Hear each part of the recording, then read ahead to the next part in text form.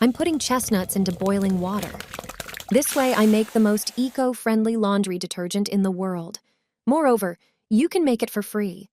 It's safe for allergy sufferers and the sensitive skin of young children.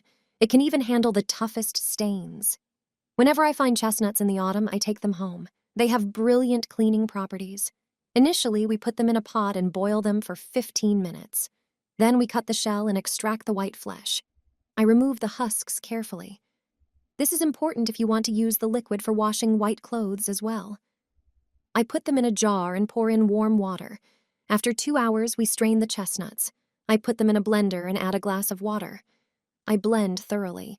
Then I strain the remaining chestnut residues from the liquid using a sieve. The prepared liquid can be stored for a maximum of 4 days in the refrigerator. We use it just like regular laundry detergents. Pour it into the drum or the washing machine's detergent drawer. Common chestnut fruits contain saponins, which are chemical compounds with foaming and cleaning properties.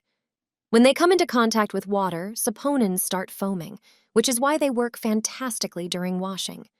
Chestnuts effectively deal with food stains, grease, and all kinds of contaminants.